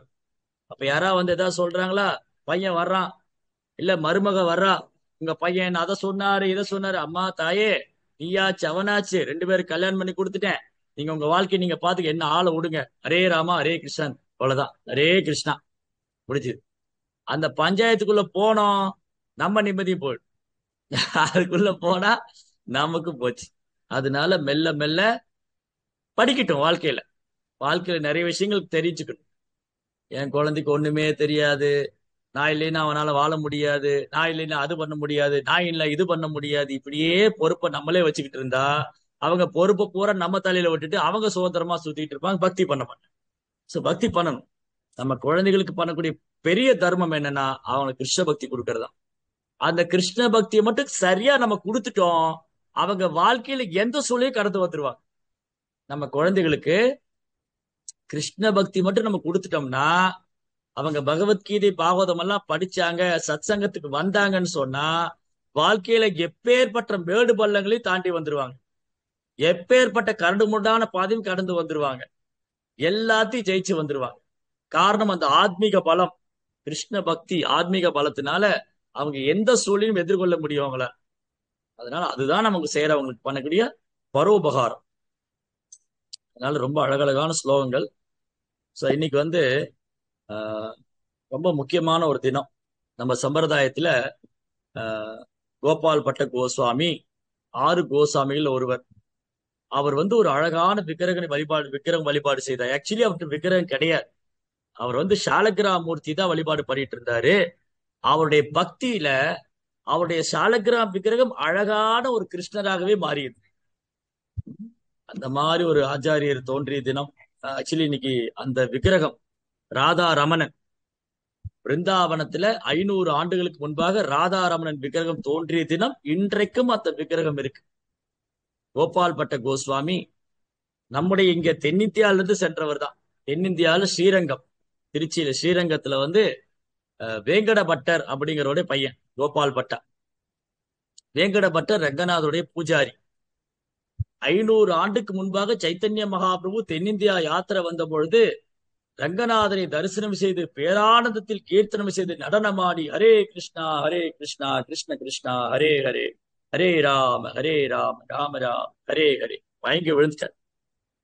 அதுக்கப்புறம் நினைவு வந்ததுக்கு அப்புறம் வேங்கட பட்டர் சொன்னாரு, மகாபிரபு நீங்க எங்க ஊருக்கு வந்தது நாங்க செஞ்ச பாக்கியம், தயவுசெய்து நீங்க எங்க வீட்டுக்கு பிரசாதம் சாப்பிட வாங்க. அப்ப வேங்கட பட்டர் வீட்டுல பிரசாதம் சாப்பிட போனாரு. அன்றையிலிருந்து மழைக்காலம் தொடங்கி விட்டது. சைத்தன்ய மகாபிரபு தென்னிந்தியா யாத்திரை வந்த பொழுது மழைக்காலம் தொடங்கி 4 மாதம் கடும் மழை பெய்யும். இன்னைக்கு மாதிரி இல்ல. இன்னைக்கு மழை எப்ப பெய்யுதுன்னு தெரியல. திடீர்னு பெய்யுது, திடீர்னு பெய்ய மாட்டேங்குது. மழை பெய்ய வேண்டிய நேரத்துல பெய்ய மாட்டேங்குது, பெய்யக்கூடாத நேரத்துல பெய்யுது. இந்த மாதிரி கலியுகத்துல எல்லாம் தலைகீழ நடக்கும். ஆனா அன்னைக்கு சைதன்ய மகாபிரபு இந்த பூமியில இருந்த பொழுது 4 மாதம் தொடர்ந்து மழை. June, July, August, September. அப்ப மழை காலத்துல இது சாதுர் மாசம் சொல்லுவாங்க. அந்த மாதங்கள்ல சாதுக்கள் பிரயாணம் செய்ய மாட்டாங்க, ஒரு இடத்துல தங்கி இருப்பாங்க. அப்ப சைத்தன்ய மகாபிரபு தனது தென்னிந்தியா யாத்திரையின் போது 4 மாத காலங்கள் ஸ்ரீரங்கத்துல தங்கி இருந்தார். அந்த இடம் இப்ப இருக்கு, கோபால் பட்டருடைய வீடு. எவ்வளவு பேர் நீங்க அதுல பாத்துருப்பீங்கன்னு தெரியல. ஸ்ரீரங்கம் வந்தீங்கன்னா பார்க்கலாம். சைதன்ய மகாபிரபு அவரே வழிபாடு செய்த ஜெகநாத விக்கிரகம் தன்னுடைய கரங்களால, மகாபிரபு தன்னுடைய கரத்தினாலேயே பூரி ஜெகநாத விக்கிரகத்தை செய்து அந்த விக்கிரகத்தை ஆராதனை செய்தார். அந்த விக்கிரகம் இன்றும் அங்கு உண்டு. 500 ஆண்டுகளுக்கு முன்பாக சைதன்ய மகாபிரபு வழிபாடு செய்த ஜெகநாதருடைய திருமூர்த்தி இன்னைக்கு நீங்க ஸ்ரீரங்கம் வந்தாலும் பார்க்கலாம். அங்க வந்து கோபால் பட்டருடைய வீட்டுல, அதாவது வேங்கட பட்டர் வீட்டுல தங்கி இருந்தார் 4 மாதம். அப்போ கோபால் வந்து சின்ன பையன், ஒரு 6-7 வயசு தான் இருக்கு. மகாபிரபுவுக்கு பாத சேவை செய்து அவருக்கு நீராகாரம் கொடுத்து பிரசாதம் கொடுத்து அவர் பக்கத்துல இருந்து அவருக்கு வந்து சேவைகள் செய்து பேரானந்தம் அடைந்தார். 4 மாதம் முடிஞ்சு மகாபிரபு கிளம்பும் போது கோபால் அலற, மகாபிரபு என்னால உங்களை பிரிஞ்சு இருக்க முடியாது, என்னையும் கூட கூட்டிட்டு போயிடுங்க, அவங்களோடு வரேன்னு அழற. அப்ப மகாபிரபு சொன்னார், கோபால் உங்க அப்பா அம்மா இருவரும் ஆகச் சிறந்த வைஷ்ணவர்கள், அவங்க ரங்கநாதருக்கு சேவை செய்து கொண்டிருக்கிறார்கள். அவங்க ஆயுள் காலம் வரை நீங்க அவருக்கு சேவை செய்யுங்க, அதுக்கப்புறம் நீங்க வந்து பிருந்தாவனம் வந்துருங்க அப்படின்னு ஒரு சேவையை கொடுத்துட்டு மகாபிரபு சென்று விட்டார். மகாபிரபுவே நினைத்து கொண்டு எப்பவும் நாமம் ஜபித்துக் கொண்டே இருந்தார். ஹரே கிருஷ்ணா கிருஷ்ண கிருஷ்ணா ஹரே ஹரே, ஹரே ராம் ராம ராம் ஹரே. ஒரு நாள் அவங்க தாய் தந்தையர் அவங்க கூப்பிட்டாங்க, வேங்கட பட்டரும் அவங்க மனைவியும். கோபால் உனக்கு ஞாபகம் இருக்கா, அன்னைக்கு சைத்தன்ய மகாபிரபு என்ன சொன்னாரு, உங்க அப்பா அம்மாவுடைய ஆயுள் காலம் முடியும் போது நீ விருந்தாவனம் போயிரு, இப்ப நாங்க உடலை விடக்கூடிய தருவாயில இருக்கோம், நாங்க வந்து இப்ப வைகுண்டம் போறோம், நாங்க உங்களை ஆசீர்வதிக்கிறோம், நீ வந்து விருந்தாவனம் போங்க. இப்படி பகவான் சேவைக்காக அவர் திருமணமே செய்து கொள்ளாமல் பிரம்மச்சரியாக இருந்தவர் கோபால் பட்டர். அப்புறம் அவர் விருந்தாவனம் வந்தார். விருந்தாவனம் வந்து அங்க ரூப கோசாமி, சனாதன் கோசாமி அவங்களோடு இருந்து சேவை செய்து கொண்டிருந்தார். ஒரு நாள் அவர் வந்து முக்திநாத் யாத்திரை, முக்திநாத் சாலகிராம், அங்க யாத்திரை போறதுக்கு புறப்பட்டார். அங்க போய் கண்டகி நதி, ரொம்ப அழகான ஒரு நதி கண்டகி. அந்த கண்டகி நதியில் கூடிதான் அந்த ஷாலக்கிராம் ஷீலா. இங்க பிராமணர் வீட்டுல எல்லாம் ஷாலக்கிராம் ஷீலா ஒரு காலத்துல வழிபட்டு இருக்காங்க. அந்த ஷாலக்கிராம் ஷீலால ஒரு மூர்த்திகள் இருக்கு. ஒரு சில ஷாலக்கிராம் ஷீலா நரசிம்ம மூர்த்தி, கிருஷ்ணர், வராகர், ராமர், மாதிரி பல்வேறு பகவானுடைய பல்வேறு அவதாரங்களும் அந்த ஷாலக்கிராம் ஷீலா மூர்த்தியில இருக்கு. ஒரு நாள் கோபால் பட்டர் என்ன கண்டகில குளிச்சு கையில தண்ணி எடுத்தா 12 ஷாலக்கிராம் ஷீலா கையில வந்துருச்சு. இவர் ரொம்ப பணிவான பக்தர். அவர் நினைச்சாரு, எனக்கெல்லாம் சாலக்கிராம் வழிபடுற தகுதி கிடையாது, அதனால நான் வந்து தவறு செய்ய விரும்புறேன் அப்படின்னு தண்ணிக்குள்ளே விட்டார். தண்ணியில விட்டு திரும்பி கையை தூக்குனா திரும்பி அந்த 12 ஷாலக்கிராம் ஷீலா கையில வரும். திரும்பி கையில விட்டு தண்ணி எடுத்தா திரும்பி கையில வரும். அப்ப இது வந்து மகாபுருடைய விருப்பம். சைத்தன்ய மகாபுரு என்னை கண்டிகை யாத்திரை போக சொன்னாரு, முக்திநாத் யாத்திரை போக சொன்னாரு. அங்க போன இந்த 12 சாலகிராம் ஷிலா தொடர்ந்து என் பின்னாடியே வந்துட்டு இருக்க, இது பகவானுடைய ஏற்பாடுன்னு எடுத்துட்டு அந்த விக்கிரகங்களை எடுத்து வந்து அழகா ஒரு சின்ன பெட்டியில வச்சு தினமும் துளசி தீர்த்தம், யமுனா தீர்த்தம் அப்புறம் வச்சு பிருந்தாவனத்துல பூஜை செய்வோம். அதுக்கு அபிஷேகம் எல்லாம் பண்ணி பூஜை செய்வோம். அப்போ ஒரு பெரிய செல்வந்தர் வந்தார். ஒரு பெரிய செல்வந்தர் வந்து, ஐயா, நான் வந்து இந்த மாதிரி துவாரகையில இருந்து வர்றேன், என்கிட்ட நிறைய ஆபரணங்கள் இருக்கு, வஸ்திரங்கள் இருக்கு, நீங்க வச்சுக்கிறீங்களா? அவர் சொன்னாரு, கோபால் பட்டர், என்கிட்ட விக்கிரகமே கிடையாது, நான் ஒரு சன்னியாசி, நான் ஒரு துறவி, நான் இந்த ஆபரணத்தை பயன்படுத்த முடியாது, இந்த வஸ்திரங்களை போட்டுக்கவும் முடியாது, என்கிட்ட விக்கிரகமும் கிடையாது, நான் எப்படி இதை ஏத்துக்கிறது?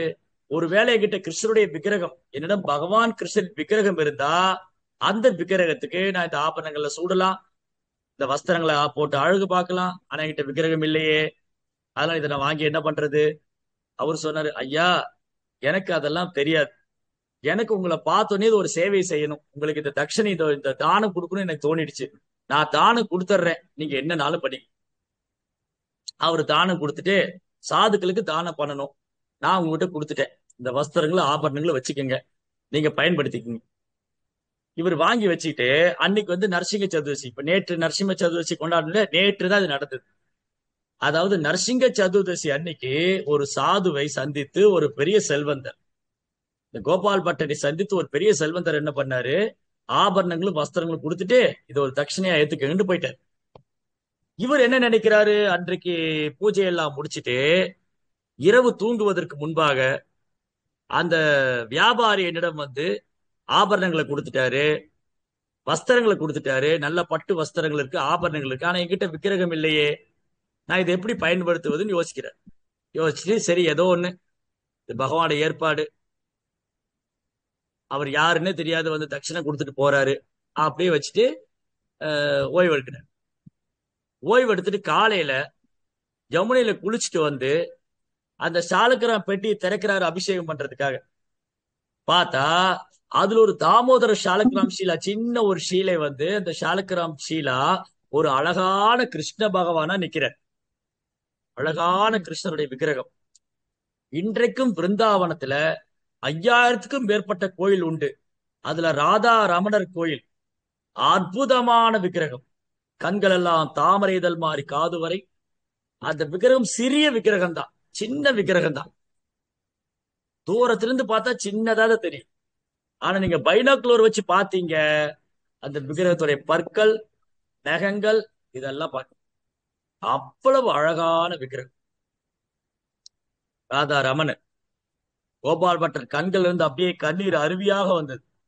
ஓ பகவானே கிருஷ்ணா, இந்த ஆபரணங்களையும் வஸ்திரங்களையும் வைத்து நான் என்ன செய்வது, என்ன விக்கிரகம் இல்லையே, நான் உங்களுக்கு போட்டு அழகு பார்க்க முடியவில்லையே, சேவை செய்ய முடியும் என்று நினைத்த மாத்திரத்துல இப்படி என் முன்னாடி ஒரு விக்கிரகமாக வந்து நிற்கின்றீரே அப்படின்னு சாஷ்டாங்க நமஸ்காரம் செய்து பிரார்த்தனை செய்து அப்படி வந்து அபிஷேகம் பண்ணி பூஜை எல்லாம் செஞ்சு இந்த மாதிரி சுத்தி மற்ற கோசாமிகளுக்கெல்லாம் தெரிய வந்தது, இந்த மாதிரி கோபால் பட்டருடைய ஒரு சாலக்கிராம் வந்து ஒரு அழகான கிருஷ்ணர் விக்கிரகமாக மாறிவிட்டதாமே. எல்லோரும் பார்க்க ஆவலாக ஓடி வருகிறார்கள், ரூப கோசாமி, சனாதன் கோசாமி, ரகுநாதாஸ் கோசாமி, அப்படி ஒரு அழகு, பிருந்தாவனத்திலே வைத்து அழகான விக்கிரகம் ராதா தாமோதரன். இன்னைக்கு அந்த விக்கிரகம் தோன்றிய தினம், அது ஒரு சாதாரண கல்லோ மண்ணோ சிலையோ அல்ல. சாஸ்திரம் என்ன சொல்லுது, பிரதிமா மூர்த்தி நகி துமி சாக்ஷாத் பிரஜேந்திர நந்தனா கிருஷ்ணா, உங்க விக்கிரகம் வந்து ஒரு கல்லோ மண்ணோ சிலையோ அல்ல, விக்கிரகம் என்றால் பகவானுடைய அர்ச்சாவதாரம், ஒரு சுத்த பக்தனுடைய அன்புக்கு பகவானே விக்கிரகமாக தோன்றிவிட்டார். மிக அழகான ஒரு லீலை. இன்றுதான் ராதா ரமணர் தோன்றிய தினம், நரசிங்க சதுர்தசிக்கு அடுத்த நாள். ரொம்ப அழகான ஒரு லீலை. அப்ப பாருங்க, ஒரு பக்தருடைய அன்புக்கு எப்படி பகவான் அன்பு பரிமாற்றம் செய்யறார். அதே மாதிரி இன்னைக்கு வந்து புத்த பூர்ணிமா, இந்த சித்ரா பௌர்ணமி இருக்கு இல்லையா, புத்த பூர்ணிமா, புத்தர் அவதரித்த தினம். ஏன் பகவான் தான் புத்தராக அவதரித்தார். ஏன் அவர் புத்தராக அவதரித்தார்? நிந்தசிய விதேரஹா ஸ்ருதி ஜாதம் சதய ஹிருதயதர் சித்த பசுகாதம் கேசவது தா புத்த சரீரா ஜெய ஜெகதீஷ ஹரே. அந்த கேசவன் பகவானே புத்தராக அவதரித்தார். ஏன் புத்தராக அவதரித்தார்? ஒரு காலத்துல 2500 ஆண்டுகளுக்கு முன்பாக, ஏறக்குறைய ஏறக்குறைய 2500 ஆண்டுகளுக்கு முன்பாக வேதத்தில் யாகம் செய்யலாம், அந்த யாகத்தில் மிருகங்களை பலியிடலாம் என்று கூறப்பட்டிருக்கிறது. இப்போ ஒரு வேதத்துல ஒரு ஒரு பிராமணர் வேத மந்திரங்களை யாகம் செய்யும் போது வேத மந்திரங்களை பரிசோதிப்பதற்காக ஒரு வயதான பசுவையோ குதிரையோ யாகத்துல போடுவாங்க. அந்த புரோகிதரின் மந்திரம் வந்து சரியாக உச்சரிக்கப்படும் பொழுது அந்த ஜீவனானது புதிய சரீரத்தோட யாகத்திலிருந்து வரும். அந்த பழைய உடலை விட்டு அந்த ஜீவன்கள் புதிய சரீரத்தோட வரும். அப்பேற்பட்ட வேத விற்பனர்கள்லாம் வாழ்ந்திருக்காங்க 2500 ஆண்டுகளுக்கு முன்பாக. அப்ப நிறைய பேர் என்ன பண்ணாங்க, இந்த வாய்ப்பை பயன்படுத்தி கொண்டு யாகத்தில் நிறைய மிருகத்தை பலியிட்டாங்க. கணக்கு இல்லாம ஆயிரக்கணக்கான மிருகங்களை யாகம் செஞ்சு மிருகத்தை பலியிடுவது. கேட்டா வேதத்துல சொல்லியிருக்கே, வேதத்துல சொல்லியிருக்கு யாகத்துல மிருகத்தை பலியிடல, என்ன தப்பு, நாங்க வேதத்துக்கு புறம்பா செய்யலையே. இப்படி எல்லாரும் ஒரு காலத்துல 2500 ஆண்டுகளுக்கு முன்பாக என்ன வழக்கம் ஆயிடுச்சுன்னா, வேதத்துல சொல்லியிருக்கிறதுனால அதை பயன்படுத்தி கொண்டு எண்ணற்ற வாயில்லா ஜீவன்களை மிருகங்களை யாகத்துல பலியிட்டாங்க.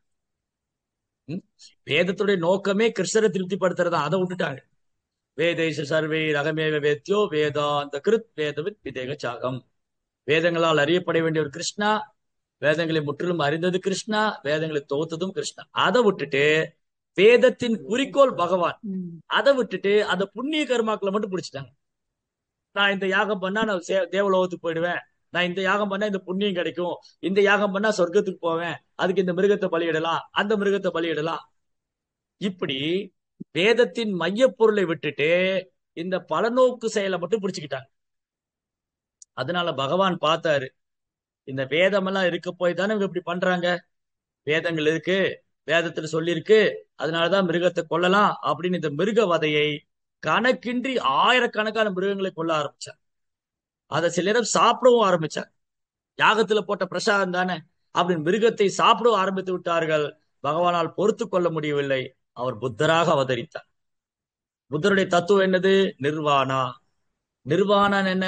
கடவுள் கிடையாது, ஆத்மா கிடையாது, வேதங்கள் கிடையாது, எல்லாத்துக்கும் மனிதனுடைய ஆசையே காரணம். ஆசையை திறந்தால் நீ அனைத்தும் அடைந்து விடுவாய், இந்த உலகம் பொய்யானது. இப்படி எல்லோரையும் திசை திருப்பி விட்டார். புத்தர் என்ன பண்ணாரு, அந்த இடத்துக்கு, அந்த நேரத்துக்கு, அந்த சூழ்நிலைக்கு தகுந்தாற் போல அவர் அதை செய்தார். ஏன்னா எல்லோரும் வேதத்தை துஷ்பிரயோகம் பண்றாங்க, தவறா பயன்படுத்தினாங்க. அதை தடுத்து நிறுத்துவதற்காக புத்தர் அனைத்துக்கும் ஆசையே காரணம், அந்த ஆசையை விட்டொழியுங்கள் என்று சொன்னார். அத அசுரர்கள், வேதங்களை தவறாக பின்பற்றிய அசுரர்கள், வேதங்களை தவறாக பின்பற்றிய நாத்திகர்கள், பொறாமைக்காரர்கள், இவர்களை கவருவதற்காக அவர் அதை செய்தார். அதனால புத்தர் மட்டும் அவதரிக்கல, என்ன ஆயிருக்கும், எல்லாரும் வேதங்களை துஷ்பிரயோகம் பண்ணி நிறைய மிருகங்களை கொண்டு கொண்டு அதை சாப்பிடவும் அந்த இடத்துல புத்தர் அதை செய்தார். அதனால புத்த அவதாரத்தின் நோக்கமே அகிம்சை கொள்கை. எந்த ஜீவனையும் துன்புறுத்தக்கூடாது. எல்லா ஜீவனுக்கும் இறைவனோடு சம்பந்தம் உண்டு. எல்லா ஜீவனும் இறைவனின் குழந்தைகள். பிதாகமஸ்ய ஜெகதோ மாதா தாதா பிதாமக. இந்த அகிலத்துடைய தாய், தந்தை, முன்னோன், காப்போன் எல்லாம் நான் தான் சொல்றேன். பீஜமாம் சர்வபூதானா வித்தி, எல்லா உயிர்வாழின் விதையும் நான் தான் சொல்றேன். அப்ப எந்த உயிரையும் கொள்றதுக்கு இறைவன் அனுமதிக்க மாட்டார். அதே இறைவனை திருப்திப்படுத்துறதுக்காக அல்லது பலநோக்கு செயலுக்காக யாகத்துல மிருகத்தை பலியிட்டதை பகவானால பொறுத்துக்க முடியல. அதனால புத்தராக அவதரித்து அதை தடுத்து நிறுத்தினார். நிந்தசிய ஸ்ருதி ஜாதம் சதய ஹிருதய தருச்சித பசுகாதம் சதய ஹிருதய தருச்சித பசுகாதம் கேசவதீர்த்தா புத்த சரீரா கேசவதீர்த்தா புத்த சரீரா ஜெய ஜெகதீஷ் ஹரே ஜெய ஜெகதீஷ் ஹரே ஜெய ஜெகதீஷ் ஹரே. அப்ப உடனே நமக்கு ஒரு சந்தேகம் வந்துடும், சரி பகவான் பகவான் தானே புத்தரை அவதாரம் பண்ண, நம்ம ஏன் அவரை வழிபடுறது இல்ல, ஏன் நம்ம கோயில்ல புத்தருடைய விக்கிரகம் வச்சுக்கல? ஏன்னா அவர் கொள்கை தவறான. கிருஷ்ணர் தான் புத்தரை அவதரிச்சார், அப்ப ஏன் நம்ம இஸ்கான் கோயில்ல புத்தரை வழிபடுறது இல்ல? ஏன்னா அவர் கொள்கை தவறானது. வேதனா மானினா பௌத்த கோயில நாஸ்திக், புத்த கொள்கை நாத்திகம். ஏன் அது அப்படி பேசினாரு? அந்த இடத்துக்கு, அந்த நேரத்துக்கு, அந்த சூழ்நிலைக்கு அதை சொல்ல வேண்டிய கட்டாயம் இருந்தது சொன்னார். அதுக்கப்புறம் அதுதான் இறுதியானதா? கிடையாது. புத்த மார்க்கம் தான் இறுதியானதா? புத்த மார்க்கம் தான் மனித வாழ்க்கையின் குறிக்கோளா? இல்ல. அந்த புத்த மார்க்கம் தவறானது என்று ஆதிசங்கர் நிரூபித்தார். ஆதிசங்கர் என்ன பண்ணாரு? புத்தருடைய வழியிலேயே போய் இந்த புத்த கொள்கையை முறியடிச்சு மாயாவாதத்தை ஸ்தாபனம் செய்தார். அப்ப அவரு ஒரு 2000 ஆண்டுகளுக்கு முன்பாக ஆதிசங்கர் புத்த கொள்கையை விரட்டி அடித்தார். ஆதிசங்கர் மட்டும் வராம இருந்திருந்தான்னா உலகத்துல எல்லாரும் புத்த பிச்சுக்களா மாறி இருப்பாங்க. எல்லாரும் புத்த துறவியா மாறி வேதம் கிடையாது, வேதங்கள்லாம் மனுஷங்க எழுதினது, கடவுள் கிடையாது, ஆன்மா கிடையாது, எல்லாம் நாத்திகர்களா மாறி. உடனே பகவான் அடுத்தது ஆதிசங்கர் அனுப்பிச்சு திரும்பி வேதங்களை மீட்டு வந்தார். சரி, ஆதிசங்கர் கொள்கை தான் இறுதியானதா? இல்ல. ஆதிசங்கருடைய கொள்கை மாயாவாதம். மாயாவாதம் என்றால் தன்னே கடவுளா நினைப்பது. அப்ப ஆதிசங்கர் ஏன் அதை சொன்னாரு? அந்த இடத்துக்கு, அந்த சூழ்நிலைக்கு, அந்த நேரத்துக்கு அதை சொல்ல வேண்டி இருந்தது சொன்னார். ஏன்னா புத்த கொள்கையை விரட்டணும்னா பிரம்மத்தை ஏற்றுக்க வைக்கணும். பிரம்மம்னு ஒண்ணு இருக்கு. பிரம்மத்தின் தான் எல்லாம் வந்தது. எல்லா பிரம்மத்துக்குள்ள முடியுது. சர்வம் கலோயிதம் பிரம்மம். பிரம்மம் வேற ஒண்ணு இல்ல, நான் தான் அந்த பிரம்மங்கிறது உணர். அகம் பிரம்மாஸ்மி. நான் இந்த உடல் எல்லாம் ஆத்மா, நான் இறைவனுடைய அம்சம். நான் இதை உணர்ந்துட்டா நானும் இறைவனும் ஒன்னாயிருவோம். இந்த தத்துவத்தை ஆதிசங்கர் சொல்ல வேண்டிய கட்டாயம் இருந்தது சொன்னார். சரி, அதுதான் இறுதியா? கிடையாது. அதுக்கப்புறம் ராமானுஜாச்சாரியர் 1000 ஆண்டுக்கு முன்பாக ராமானுஜர் இல்ல இல்ல, ஆதிசங்கர் சொல்ற மாதிரி எல்லாம் கடவுள் கிடையாது, நம்மளும் கடவுள் ஒண்ணு இல்ல. கடவுள் பரபிரம்மம், நம்ம குட்டி பிரம்மம். அவர் பரமாத்மா, நம்ம ஜீவாத்மா. கடவுளும் நாமும் எந்த காலத்திலும் ஒன்றாக முடியாது. பகவான் பகவான் தான், நாம நாம தான். காட் காட் தான், டாக் டாக் தான். ஜிஓடி டாக், டிஓஜி டாக், ரெண்டும் ஒன்னாகாது. சோ இந்த மாதிரி அவர் வித்தியாசப்படுத்தி காமிச்சாரு. ஒருபோதும் ஜீவனும் பரமனும் ஒன்றாக முடியாது. அந்த இடத்துக்கு, அந்த சூழ்நிலைக்கு ராமானுஜர் தத்துவம் என்னாச்சு? ஆதிசங்கர் கொள்கையை முறியடித்தது. அதுக்கப்புறம் மாத்வாச்சாரியர் மேலும் உறுதிப்படுத்தினாரு. துவைதம், துவைதவாதம். என்னது? ஜீவனும் பரமனும் எப்போ ரெண்டு தான், ஒண்ணு கிடையாது. கிருஷ்ணர் தான் பரம புருஷோத்தமனான முழுமுதற் கடவுள். நாம் அனைவரும் அவரது சேவகர்கள். கிருஷ்ணா நித்தியமானவர், நானும் நித்தியமானவன். கிருஷ்ணர் ஆன்மீகமானவர், நானும் ஆன்மீகமானவன். நாம் அனைவரும் அவரது சேவகர் என்று மாத்வாச்சாரியர் பாரதம் முழுதும் சுற்றுப்பயணம் செய்து ஆதிசங்கருடைய தத்துவத்தை இல்லாமக்கிட்டார். அதனாலதான் மாத்வ சம்பிரதாயத்தை தத்துவவாதிகள் சொல்லுவாங்க. எப்பேற்பட்ட மாயாவாதிகளையும் பேசி பேசி ஜெயிச்சிடுவாங்க. தர்க்கம் பண்ணி அவங்களை வீழ்த்திடுவாங்க, ஜெயிக்கவே முடியாதவங்க. அப்பேற்பட்ட ஆத்மீக ஞானம் உள்ளவங்க மாத்வ சம்பிரதாயம். அதுல ஒரு கிளையாக தான் நம்முடைய பிரம்ம மாத்துவ கௌடிய வைஷ்ணவ சம்பிரதாயம். அதுல இன்னைக்கு மாதவேந்திரபுரி என்ற ஒரு ஆச்சாரியர் தோன்றிய தினம். இன்னைக்கு ரொம்ப சிறப்பான தினம். மாதவேந்திரபுரி தோன்றிய தினம். இவற்றிருந்து தான் கிருஷ்ண பிரேமம். அதாவது இந்த காலத்துக்கு, இந்த சூழ்நிலைக்கு நாம் செய்ய வேண்டியது பகவானின் நாமத்தை உச்சரிக்க வேண்டும். ஹரே கிருஷ்ணா ஹரே கிருஷ்ணா கிருஷ்ண கிருஷ்ணா ஹரே ஹரே, ஹரே ராம ராம ராம ஹரே ஹரே. இதுதான் யுக தர்மம். இது பண்ணா நமக்கு பகவான் மேல கிருஷ்ண பக்தி, கிருஷ்ண பிரேமம், அதுதான் நம்ம மனித வாழ்க்கையின் குறிக்கோள். அதை நாம் அடைய வேண்டும் என்று மாதவேந்திரபுரி கிருஷ்ண பக்தியின் உன்னதமான அன்பை வெளிப்படுத்தினார். அதுக்கப்புறம் மாதவேந்திரபுரிக்கு அப்புறம் 500 ஆண்டுகளுக்கு முன்பாக பகவான் சைத்தன்யரே இந்த பூமியில தோன்றி மாதவேந்திரபுரியின் சீடரான ஈஸ்வரபுரியை தன் குருவாக ஏற்றுக்கொண்டு கிருஷ்ண பக்தி தான் உயர்ந்தது, இதை விட உயர்ந்த மார்க்கம் கிடையாது, அனைத்தும் வெல்லப்பட்டு விட்டது, இனி கலியுக மக்களுக்கு மிக எளிமையானதும் இனிமையானதும் சுலபமானதும் ஹரே கிருஷ்ணா கிருஷ்ண கிருஷ்ணா ஹரே ஹரே, ஹரே ராம ராம ராம ஹரே ஹரே. இதை விட ஒரு சிறந்த மார்க்கம் கிடையாது, கலியுகத்துக்கு பக்தி மார்க்கமே சால சிறந்தது என்று ஸ்தாபனம் செய்தார் பகவானே சைதன்ய மகாபிரபுவாக. அதனால ரொம்ப பெரிய பாக்கியம் நம்ம கிருஷ்ண பக்தி இயக்கத்தில் இருக்கிறது. நமக்கு பிரபுபாதர் கிடைச்சது பெரும் பாக்கியம். சைதன்ய மாவுடைய போதனைகளை உலகம் முழுதும் பிரச்சாரம் செய்தார். நாம் பிரபுபாதர் புத்தகத்தை மட்டும் சரியாக படித்தோமே ஆனால், நாம் ஒருவரும் ஸ்ரீல பிரபுபாதர் புத்தகத்தை சரியாக அட்டை முதல் அட்டை வரை பக்கம் பக்கமா படிச்சோம்னா எப்பேற்பட்ட நபர்களுக்கு பதில் சொல்லலாம். மாயாவாதிகள், பௌத்தவாதிகள், அப்புறம் பௌதிகவாதிகள், அப்புறம் சூன்யவாதிகள், அப்புறம் பிரம்மவாதிகள், அப்புறம் நாத்திகர்கள், விஞ்ஞானிகள், சாதாரண மக்கள், யார் கேள்வி கேட்டாலும் பதில் சொல்லலாம். அவ்வளவு தெளிவாக, எளிமையாக, எல்லா மக்களும் புரிந்து கொள்ளக்கூடிய வகையில சைதன்ய மாபின் போதனைகளையும் இந்த பக்தி மார்க்கத்தையும் உலகம் முழுதும் பறைசாற்றிய ஒரு உத்தமமான ஆச்சாரியர் சில பிரபுபாத். நம் பெரும் பாக்கியம் சத் சங்கத்துல வந்து கிருஷ்ண பக்தி பயிற்சி பண்ணி இந்த பிரிவிலே நம்ம பகவான்கிட்ட பேர். ஹரே கிருஷ்ண.